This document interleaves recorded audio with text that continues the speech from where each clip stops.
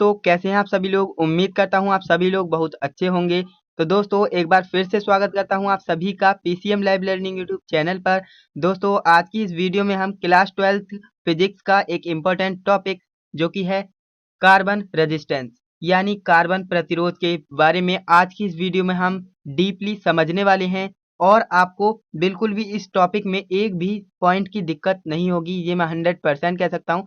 अगर आपने इस वीडियो को शुरू से लेकर एंड तक कंप्लीट वॉच कर लिया तो आपको ये टॉपिक बिल्कुल अच्छे से क्लियर हो जाएगा। तो चलिए दोस्तों आज की ये शानदार वीडियो शुरू करते हैं, लेकिन उससे पहले आपने चैनल को सब्सक्राइब नहीं किया तो सब्सक्राइब कर लेना एंड वीडियो को लाइक नहीं किया है तो वीडियो को लाइक कर लेना। तो चलिए वीडियो शुरू करते हैं। तो दोस्तों सबसे पहले हम जान लेते हैं कि कार्बन रेजिस्टेंस होता क्या है। तो इलेक्ट्रॉनिक परिपथों में प्राय अति उच्च प्रतिरोधों की आवश्यकता होती है। ये प्रतिरोध किलो ओम मेगा ओम के क्रम में होते हैं। तो दोस्तों मैं आपको बता दूं इलेक्ट्रॉनिक परिपथों में प्राय यानी अधिकतर जो होता है हमें अति उच्च यानी बहुत उच्च रेजिस्टेंस वाले जो है रजिस्टर्स की जरूरत होती है। तो ये जो प्रतिरोध होते हैं किलो ओम मेगा ओम के क्रम में आते हैं, यानी किलो ओम मेगा ओम के सीरीज में आपको ये देखने को मिलते हैं। इन अति उच्च प्रतिरोधों को धात्विक चालकों से बनाना असुविधाजनक है, क्योंकि इसके लिए बहुत अधिक लंबाई के तार की आवश्यकता होती है।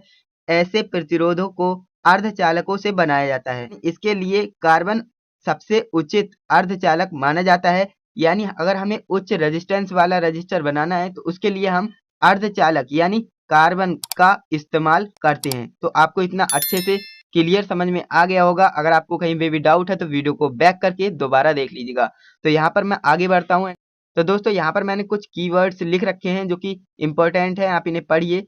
यह काफी सस्ते होते हैं। ये भौतिक रूप से माप में अत्यंत सूक्ष्म होते हैं, यानी कि बहुत छोटे छोटे होते हैं ये कार्बन रेजिस्टेंस। ओके, भौतिक रूप से माप में। ओके, एंड थर्ड पॉइंट हमारा कमरे के ताप पर कार्बन का विशिष्ट प्रतिरोध या प्रतिरोधकता। दोस्तों आप जानते हो विशिष्ट प्रतिरोध और प्रतिरोधकता दोनों बात सेम ही होती है, तो आप कुछ भी कह सकते हो। तो कमरे के ताप पर कार्बन का विशिष्ट प्रतिरोध 3.5 इंटू 10⁻⁻5 ओम मीटर होता है। तो इतना आपको अच्छे से समझ में आ गया होगा। तो आगे बढ़ते हैं। यहाँ पर हमने कुछ एक रेजिस्टेंस बना रखा है, ड्रॉ कर रखा है, और आई होप इसमें मैं आपको समझा पाऊंगा। तो यहाँ पर आप देख सकते हो ये हमने सबसे पहले तो आपको बता दें ये स्ट्रिप्स बनाई हैं, यानी ये आपके बैंड होते हैं। ओके, यहाँ पर आप जो ग्रीन स्ट्रिप देख रहे हो इसे हम फर्स्ट बॉन्ड कहते हैं, एंड इसके आगे वाले को हम सेकंड बैंड कहते हैं, इसके आगे वाले को थर्ड, एंड इसके आगे वाले को हम मल्टीप्लायर कहते हैं। ओके, यानी 3 पट्टियों के बाद का जो कलर होता है बैंड होता है उसे हम मल्टीप्लायर कहते हैं, ना कि फोर्थ बैंड कहते हैं। ओके, ये आपको याद रखना है। एंड इसके बाद आपका जो इस साइड में दो इसके बीच में जो है गैप आपको मिलेगा, एंड इसके बाद में दो आपको पट्टी देखने को मिलेंगी जिसका एक जो होता है टॉलरेंस के काम में आता है एंड एक जो होता है टेम्परेचर कॉफिशिएंट होता है। ओके, इतना आपको याद रखना है। मैं इसके ऊपर एक न्यूमेरिकल करा दूंगा ताकि आपका कॉन्सेप्ट और भी ज्यादा पावरफुल हो जाए। तो दोस्तों आपको समझना बस इतना था ही है। आपका एक कार्बन रजिस्टर होता है, उसमें जो है लेफ्ट साइड में आपको जो कलर्स दिखेंगे वो आपके फर्स्ट बैंड होगा, सेकंड बैंड होगा, थर्ड बैंड होगा। यहाँ पर आप देखेंगे तो फोर्थ वाली जो पट्टी होगी उसे हम मल्टीप्लायर कहते हैं, यानी कि गुणांक कहते हैं। ओके, एंड इसका जो कलर कोड होता है वो भी मैं आपको बताने वाला हूँ आगे वीडियो में, अभी आप बने रहिए। एंड यहाँ पर जो आपका राइट साइड में टॉलरेंस के काम में आता है ये वाली पट्टी, एंड जो फर्स्ट पट्टी होती है उसे हम टेम्परेचर कोफिशिएंट कहते हैं। ओके, तो दोस्तों इतना आपको अच्छे से क्लियर हो गया है। तो चलिए अब हम वर्ण कोड यानी कि कलर कोडिंग पर चलते हैं। तो दोस्तों यहाँ पर मैंने कलर कोड यानी कि कार्बन प्रतिरोध के वर्ण code, colour codes of carbon resistance, इसके बारे में हम समझ लेते हैं। तो यहाँ पर मैंने आपको परिभाषा के थ्रू समझाया ताकि आप इसे कभी भी ना भूल सकें। तो यहाँ पर आप देख सकते हो कार्बन प्रतिरोधों के मानों को प्रदर्शित करने के लिए वर्ण कोड का प्रयोग किया जाता है। प्रतिरोधक पर 4 वलयाकार विभिन्न रंगों की पट्टियां बनी होती हैं। प्रथम 3 पट्टी एबीसी प्रतिरोधक के मान को तथा चौथी पट्टी डी विश्वसनीयता यानी टॉलरेंस की प्रतिशत सहनशीलता यानी टॉलरेंस कह सकते हो को दर्शाती हैं। तो इतना आपको याद रखना है जो कि मैंने आपको पहले भी बता दिया उस चित्र में। तो आगे बढ़ते हैं। यहाँ पर एक नोट लिख रखा है, नोट काफी इंपॉर्टेंट है।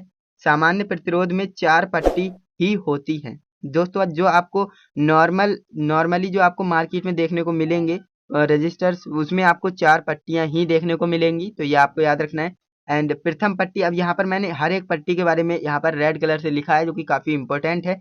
तो यहाँ पर आप देख सकते हो प्रथम पट्टी ए का रंग प्रतिरोध के प्रथम अंक तथा द्वितीय पट्टी बी का रंग प्रतिरोध के द्वितीय अंक को दर्शाता है। इसके बाद आते हैं तृतीय पट्टी सी दोनों अंकों की 10 की घात को प्रदर्शित करती है, जिसे अंकों से गुणा करके प्रतिरोध का मान ओम में प्राप्त किया जाता है।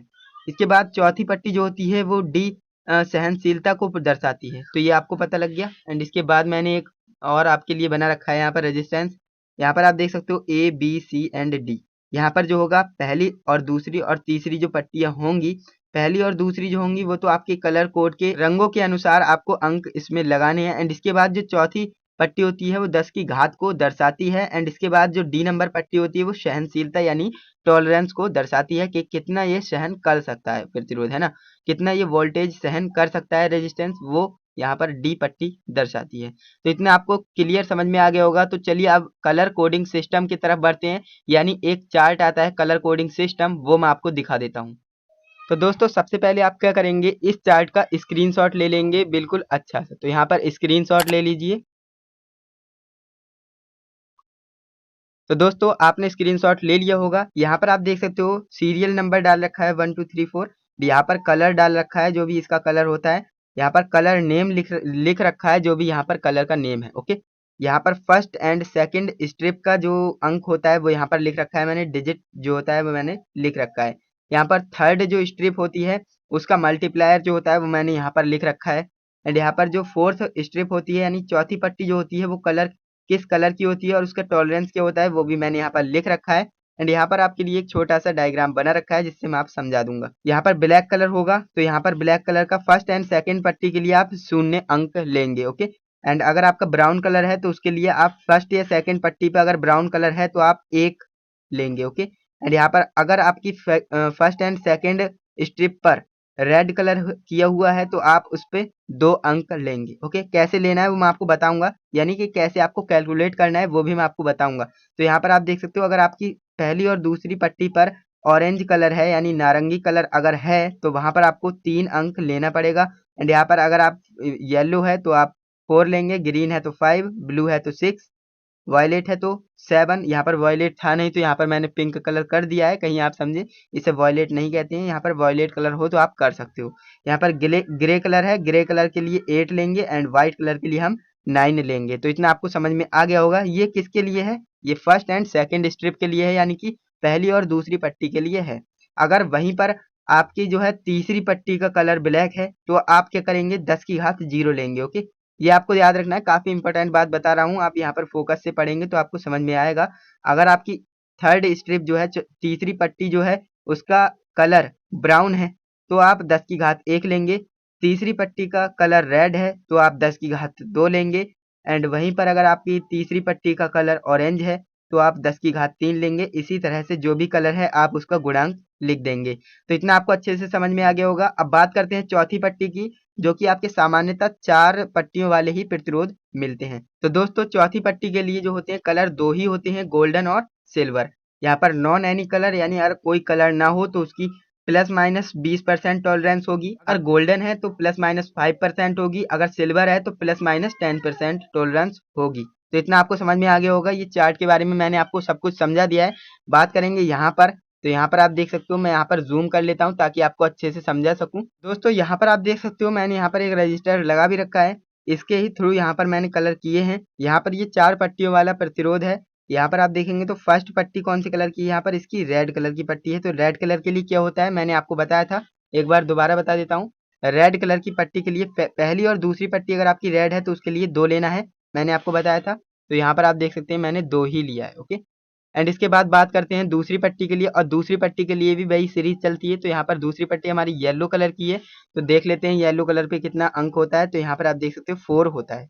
तो यहाँ पर मैंने 4 ही लिया है, आप देखेंगे तो यहाँ पर मैंने 4 ही लिया है, क्योंकि पहली और दूसरी पट्टी का कलर अगर येलो है तो यहाँ पर 4 लिया जाएगा, अगर रेड है तो 2 लिया जाएगा। तो इस तरह से आपको लिखना है। एंड इनटू में मैंने आपको बताया तीसरी पट्टी मल्टीप्लायर होती है।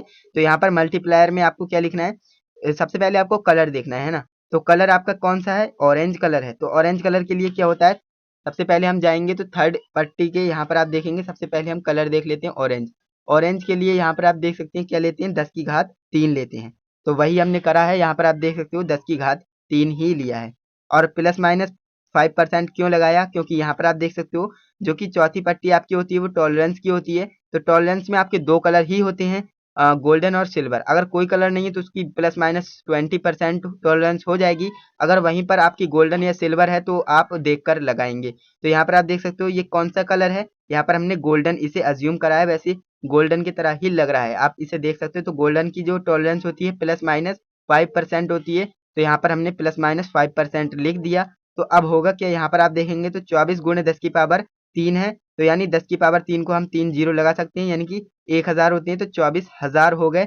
24,000 ओम, यानी 1000 ओम में 1 किलो ओम होते हैं, तो हमने क्या करा, इसको 24 किलो ओम कह दिया। आप 24,000 ओम भी कहिए सेम बात है, 24 किलो ओम कहिए तब भी सेम बात है, और प्लस माइनस 1.2 किलो ओम इसकी टॉलरेंस हो जाएगी। तो आपको अच्छे से समझ में आ गया होगा कि किस तरह से हम जो है किसी भी रजिस्टर का वैल्यू फाइंड आउट करते हैं। तो दोस्तों अब बात करते हैं आपको ये चार्ट याद कैसे करना है। तो उसके लिए मैं पहले इसे जूम आउट करता हूं ताकि आपको अच्छे से समझ में आ सके। तो दोस्तों अब बात करते हैं आपको ये वाली टेबल याद कैसे करनी है, क्योंकि याद करना काफी मुश्किल हो जाएगा अगर आप ट्रिक से याद नहीं करोगे। तो मैंने आपके लिए एक ट्रिक बनाई है जो कि काफी ज्यादा इजी है। तो दोस्तों ट्रिक क्या है, यहाँ पर आप देखिए, B Roy great balance very good well, ये आपको याद रखना है। एक सेंटेंस है, आप इसे याद रख सकते हो easily, BB Roy great balance very good well, ये आपका एक सेंटेंस है, आप इसे याद इजीली कर सकते हो। बीबी रॉय किसी लड़के का नाम समझ लीजिए, BB Roy great balance very good well, ये आपको याद रखना है। अब बात करते हैं इससे आपको ये जो है टेबल कैसे याद होगी वो मैं आपको बता देता हूँ। बी फॉर ब्लैक, यहाँ पर आप देखेंगे तो बी फॉर क्या होता है ब्लैक, बी फॉर क्या होता है तो brown, R for red, O for orange, Y for yellow, G for green, and यहाँ पर B for blue, V for violet, G for grey and W for white. तो इस तरह से आप याद कर सकते हो, यहाँ पर आप देख सकते हो डब्ल्यू फॉर वाइट, इस तरह से आप इसे याद कर सकते हो। ये आपकी ट्रिक होती है कि आपको पता लग जाएगा, जीरो से लेकर आप स्टार्ट करेंगे तो 0 1 2 3 4 5 6 7 8 9 तक, इस तरह से आप याद कर सकते हो। आपको दोबारा दोबारा इसे चार्ट को देखने की जरूरत नहीं है। अगर आपके एग्जाम में न्यूमेरिकल भी आ जाता है तो भी आप इजीली कर सकते हो, अगर आपको ये ट्रिक आती है तो। काफी आसान ट्रिक है, आप 2-3 बार बोलोगे तो आपको याद हो जाएगी। BB Roy great balance very good well, okay. And यहाँ पर मैंने एक एग्जाम्पल भी ले रखा है, तो आपको एग्जाम्पल बता देता हूँ ताकि आपका कॉन्सेप्ट बिल्कुल अच्छा हो जाए। Example question for your practice, okay. एक कार्बन प्रतिरोध का पीले, हरे और लाल तथा सुनहरे रंग के 4 वलय बने हैं, उसका प्रतिरोध ज्ञात कीजिए। इस तरह से आपका क्वेश्चन देखने को मिलेगा, यानी एक प्रतिरोध है उसपे जो है पीला, हरा और लाल तथा सुनहरे रंग के 4 वलय बने हुए हैं, आपको उसका प्रतिरोध ज्ञात करना है, यानी कि रेजिस्टेंस जो है फाइंड आउट करना है। तो यहाँ पर बात करें, सबसे पहला जो है पीला है। मैंने आपको बताया पीला होता है तो क्या कलर एज्यूम करा जाता है, अगर आपकी पहली और दूसरी पट्टी पर पीला रंग है तो पीले पे आएंगे, एंड यहाँ पर आपको 4 लेना पड़ेगा। तो यहाँ पर आप देख सकते हो हमने इसे सॉल्व करने के लिए यहाँ पर पहले 4 लिया। अब बात करते हैं दूसरा कलर कौन सा है, तो यहाँ पर मैं लिख देता हूँ पहला, दूसरा, तीसरा। तो पहला आपका जो है पीला हो गया, दूसरा कलर हरा है। तो बात करते हैं हरा कलर की क्या होती है, तो आप ट्रिक से भी कर सकते हो, मैं ट्रिक से बताऊंगा। देखिए यहाँ पर ग्रीन है, ग्रीन के लिए 5 लिया जाता है, तो यहाँ पर हमने 5 ही लिया है, ओके 5 लिया है। एंड इनटू में मल्टीप्लायर की 10 की पावर 2 क्यों लिखा है, क्योंकि आप देखेंगे तो लाल कलर है, और लाल कलर होता है तो मल्टीप्लायर में क्या होता है, यहाँ पर आप देखेंगे तो लाल कलर है, तीसरी पट्टी का लाल कलर है, तो मल्टीप्लायर में 10 की घात 2 आती है, तो यहाँ पर हमने 10 की घात 2 लगा दी। प्लस माइनस 5% क्यों आया है, क्योंकि मैंने आपको बताया टॉलरेंस के लिए 2 कलर ही होते हैं, गोल्डन और सिल्वर। अगर कोई कलर नहीं है तो 20% हो जाती है, प्लस माइनस 20%। बट यहाँ पर हमसे बोला गया है सुनहरा रंग, आप देखेंगे तो सुनहरा रंग बोला गया है, यानी कि गोल्डन। गोल्डन के लिए प्लस माइनस 5% टॉलरेंस हम मानते हैं, तो यहाँ पर आप देखेंगे तो हमने प्लस माइनस 5% टॉलरेंस लिया है, एंड यहाँ पर ओम लगा देंगे। ये आपका फाइनल आंसर हो जाएगा, बस आपका एक लाइन में आंसर होता है, एंड 1 से 2 नंबर आपका पक्का हो जाता है, एंड आपका ये जो है एमसीक्यूज में भी आ सकता है, ओके। तो आपको अच्छे से क्लियर कर लेना है। बात करते हैं इसे ट्रिक से कैसे आप सॉल्व करते, तो ट्रिक से काफी आसान है दोस्तों। यहाँ पर आपको एक दो बातों का ध्यान रखना है, बी बी और यहाँ पर आप देखेंगे तो बी, 3 बार बी आई है, और आपको ये पता होना चाहिए कि बी फॉर ब्लैक कौन सा है, एंड ब्लू कौन सा है, एंड ब्राउन कौन सा है। पहले बी का मतलब है ब्लैक, यहाँ पर आप देखेंगे तो पहले बी का मतलब क्या है ब्लैक, दूसरे बी का क्या मतलब है तो ब्राउन, एंड यहाँ पर अगला जो बी है इसके लिए हम ब्लू मानते हैं, ओके। एंड यहाँ पर और कोई तो है नहीं, यहाँ पर जी भी आपकी डबल बार है, तो जी पहले आएगी, तो वहाँ पर ग्रीन माना जाएगा एंड बाद में आएगी तो हम ग्रे मानेंगे। ओके, इतना आपको अच्छे से समझ में आना चाहिए। एंड यहाँ पर इसके बाद कोई भी हमारा लेटर डबल बार नहीं है। ओके, तो अब बात करते हैं हम। यहाँ पर पहली पट्टी हमारी येलो थी, यानी पीली, पीली माने येलो। अब हमें BB Roy great balance very good well हमें ट्रिक आती है, तो वाई 4 होता है येलो, तो वाई यहाँ पर वाई के लिए 4 होता है ना, तो हमने 4 ले लिया। अब बात करते हैं हरा। दोस्तों ग्रीन के लिए हम कौन सा डिजिट लेंगे तो वो हमारी ट्रिक से पता लगेगा। तो जी फॉर ग्रीन होता है, तो यहाँ पर आप देखेंगे तो जी फॉर ग्रेट यानी कि ग्रीन जो है 5 नंबर पे आएगा, तो 5 हमने ले लिया। ओके, ट्रिक से मैं आपको बता रहा हूँ।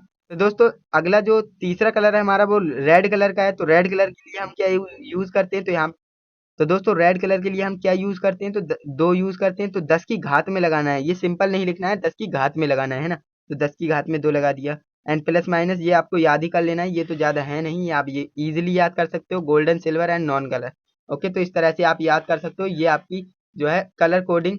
कार्बन प्रतिरोध, कार्बन रेजिस्टेंस, आज की इस वीडियो में मैंने बिल्कुल डीपली क्लियर किया है। एंड आपको कहीं पर भी डाउट है तो आप वीडियो को बैक करके देखिए, अगर फिर भी आपका डाउट क्लियर नहीं होता है तो आप मुझे कमेंट कर दीजिएगा, मैं आपके कमेंट को रीड कर लूंगा एंड आपका आंसर कर दूंगा।